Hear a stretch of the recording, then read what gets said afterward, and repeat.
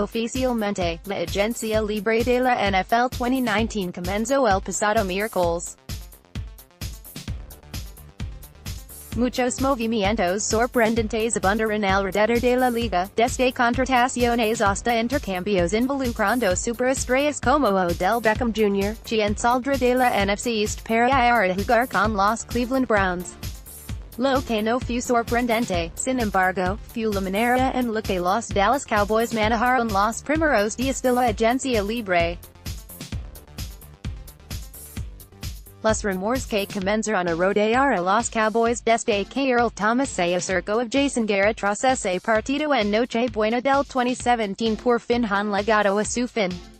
Lo han hecho después de que los Baltimore Ravens firmaron al safety veterano a un contrato de 4 años por $55 millones, con 32 garantizados. Durante los primeros 2 años, Thomas ganará más de los 14 millones anuales que buscaba como agente libre. Sin duda, hubiera sido una maravilla ver a un jugador del calibre de Earl Thomas vestir la estrella en su casco, pero no es ninguna sorpresa que la administración de los Cowboys no haya querido pagar esas cantidades. Estamos o no de acuerdo con su filosofía, es imposible negar que es así como hacen las cosas. Por muchos años, Dallas no ha formado agentes libres de renombre por contratos enormes, aunque es justo mencionar que estuvieron a punto de hacerlo con el Wr. Sammy Watkins hace un año. En vez de movimientos danos de noticias nacionales, el equipo se ha limitado a hacer unos cuantos movimientos dentro de casa y un par de contrataciones menores, firmaron a su fullback James Olawale a un contrato de 3 años. Muchos olvidan que es una pieza importante en equipos especiales. Su contrato es muy mínimo. Regresar en el wide receiver Tavon Austin con un contrato de 1 año. Funciona como seguro en la posición de slot y contribuirá como regresador de patadas. Lograron quedarse con el tackle Cameron Fleming. Buen valor para un jugador banca confiable. Hizo buen trabajo en 2018. Liniero defensivo de los Houston Texans, Christian Covington. Firmó por 1 año para ser un jugador de rotación en la defensiva. Muy buen valor. Tight end Cody McElroy, no es un movimiento importante. Dudo que se quede en el roster de 53 jugadores. Ahora que, un safety, por favor Thomas es el único jugador externo al equipo por el que los Cowboys hubieran pedido gastar mucho dinero, así que ahora es tiempo de hablar de Qué Sigue para un equipo que no gastará mucho fuera de casa. Primero que nada, me gustaría resaltar que a pesar de que los más conocidos están fuera del mercado, aún hay opciones para atender la urgente necesidad por un safety. Eric Berry, Trey Boston, Andrew Sandijo, entre otros son opciones baratas para el equipo. Dallas puede conseguir un titular para esta posición a un precio muy barato. Los Cowboys deberían considerar muy fuertemente atender la posición de safety en este momento en vez de esperar abril. Hay buenos jugadores ahí afuera y no tiene caso forzar la selección de un safety en el NFL Draft. ¿Por qué esperar? Emmanuel Ogbah se necesita un reemplazo para Randy Gregory después de su nueva suspensión.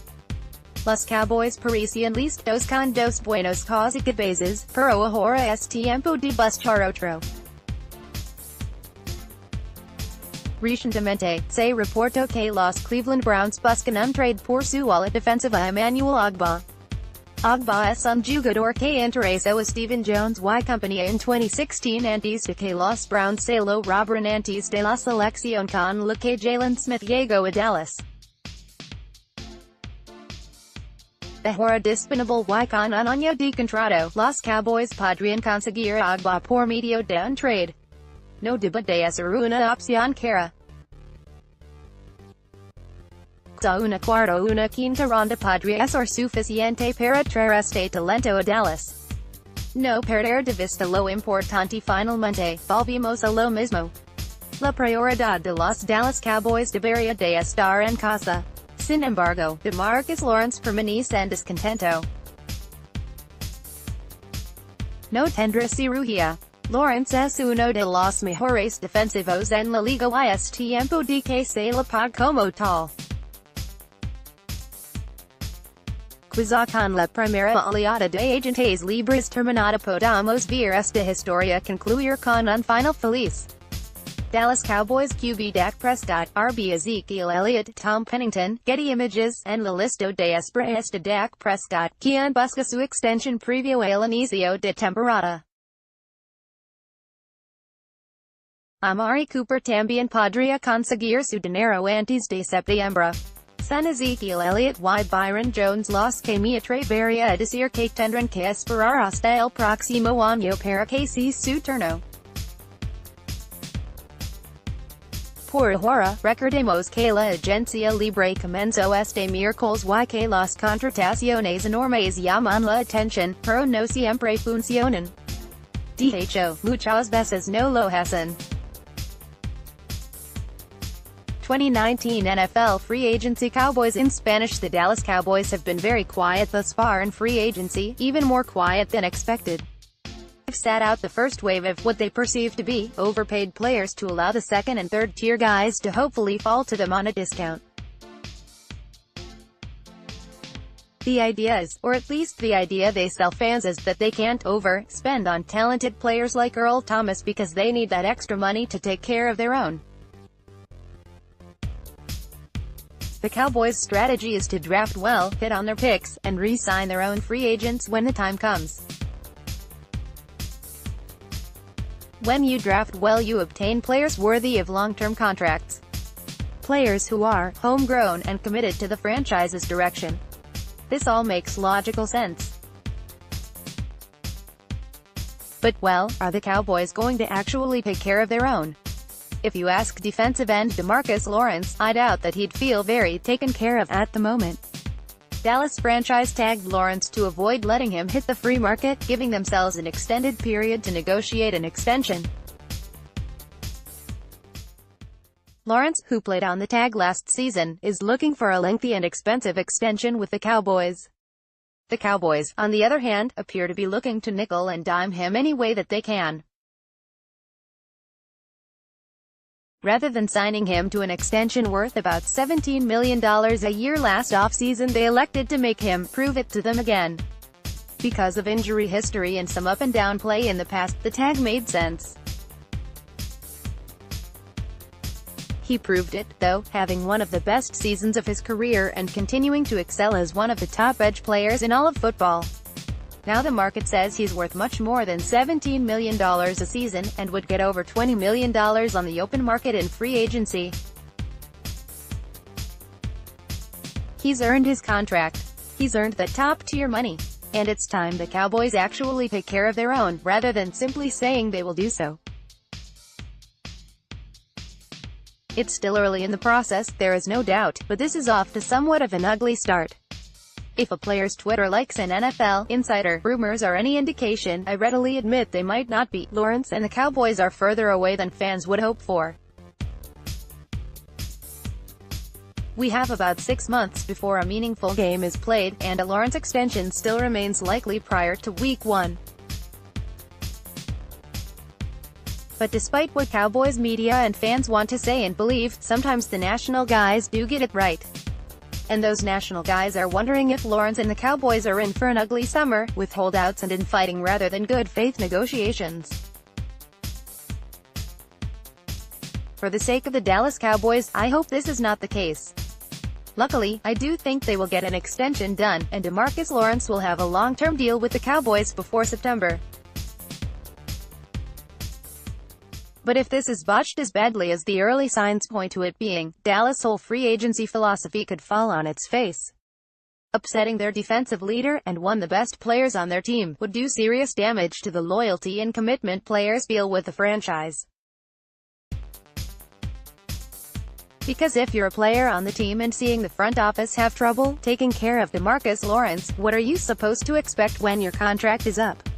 Jason Garrett's most heralded skill is his ability to get his players to fight for him, but the front office could sabotage that ability if these negotiations don't go well. While most Cowboys-focused memories of their wildcard victory over the Seahawks are positive ones, those surrounding Allen Hurns are rather brutal. Hurns had to be carted off of the field early in that playoff game with a lower leg injury, and looked like he'd be out for quite some time. Somehow, Allen Hurns is expected to be ready for training camp and should be healthy and ready to go for Week 1 in the fall. Just because he'll be ready to go, however, doesn't mean the Cowboys will be eager to have him on the field. Hurns wasn't too productive during his first year in Dallas, and saw his playing time decreased heavily after the Cowboys traded for wide receiver Amari Cooper. As of right now, you'd expect Hurns to be in the WR4 role for the Cowboys backing up Cooper. Michael Gallup is an outside receiver. Stephen Jones spoke differently about his potential role, however, stating that he thinks Hurns can help in the slot for the Cowboys in 2019. Especially since Cole Beasley is moving on to a new team. Replacing Beasley with Hurns is not exactly an improvement at the position, and you'd still like Dallas to bring in a player from the outside to compete for reps in the slot, whether that be through free agency or the NFL draft. Either way, Hurns' value to the receiving corps in 2019 should be in question, even if the Cowboys staff continues to preach about how much of a leader and positive locker room guy he is. I have no doubt that Hurns is a great dude worthy of a training camp spot with the team and a chance to compete. But a player's mentality and leadership should not be valued over actual on-field ability, especially when you are trying to improve your passing attack in the modern NFL. When Hurns was signed last offseason, fans hoped he could replace some of the production which would be lost with Dez Bryant being released.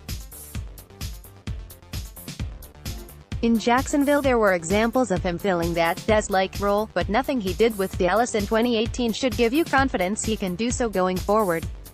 The answer to the title of this piece, at least at this point, is, I don't know, nobody really knows.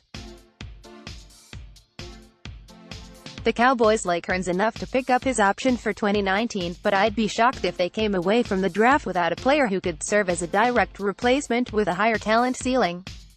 Safety Landon Collins, formerly with the New York Giants, won't be leaving the NFC East anytime soon. He'll be heading down I-95 to Washington, D.C., having just agreed to terms on a 6-year contract with the Redskins. Arguably the biggest move so far in 2019 free agency, Collins' new deal helps set the price for the many other safeties on the market. That makes this transaction doubly interesting for the Dallas Cowboys. Sources: former. Hard to imagine a box safety with this kind of deal after last year's slow safety market. This moves the market dramatically. On its own merit, seeing a top player like Landon Collins stay in the NFC East isn't ideal for Dallas. But perhaps more importantly, it validates the $14 to $15 million per season that potential Cowboys target Earl Thomas is reportedly looking for. While Thomas is about 5 years older than Collins and coming off a season-ending injury, he's also arguably the best cover safety in the NFL. That is becoming more valuable all the time as the league increasingly pass-focused. I said rumored to be, but can now confirm, at least in the market of $14 or more a year, per source. He wants to beat Eric Berry's number, which is roughly $13 a year. https://t.co/uge7n2he7l. It's also worth nothing that Collins and Thomas have the same agent, who will likely feel obligated to get Earl at least the same amount if not more. The Cowboys have stated they don't want to spend that kind of money in free agency.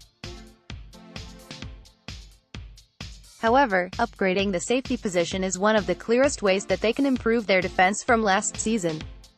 This does not end the discussion of Earl Thomas coming to Dallas. He still could accept a little less to come to the team he wants to play for, and in a state with no income tax. Or the Cowboys could finally decide that they need to make a big move to push the team to championship contention. But this Landon Collins signing does certainly play a big factor now in any future negotiations.